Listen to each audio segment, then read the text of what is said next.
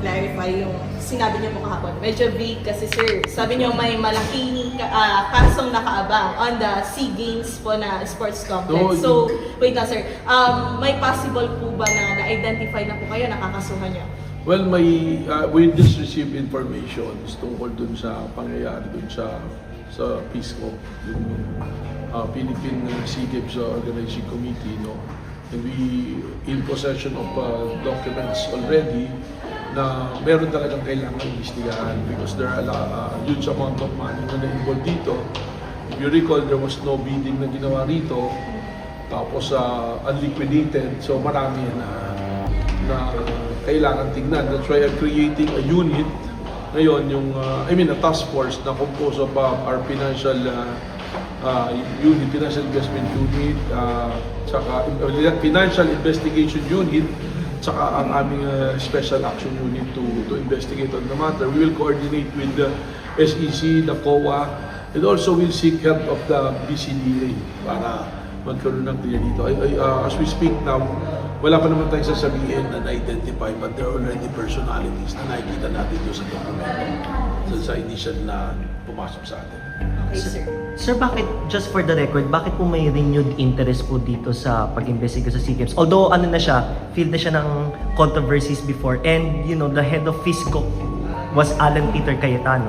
Well, I'm aware of that. Is the chairman of PISCO, So, hindi naman to renewed interest. It so happened na may mga lumabas kayo na dokumento which will lead us to investigate. Kasi lahat naman talaga ng issue na pumapasok dito with regards to corruption or anything, even ordinary cases, pag dinala sa amin, we will investigate. So, it so happened, this is medyo controversial. Narinig ko naman yan, nakita ko yung mga news noon. So once and for all, we settled it kung meron ba talagang dapat managot o wala. Or kung ano talaga yung investigation. So, kailangan natin magkaroon ng report dito. Sir, for the record lang, kasi di ba, you were saying yesterday na you have visited the place in Clark for the NBI Academy. Yes, so, this yes. is incidental lang po sa pagbisita nyo, just for the record lang. Incidental lang to kasi we are very thankful with BCDA for providing us 70 hectares for our NBI Academy. At the same time, nakita natin doon yung sports complex na malaki.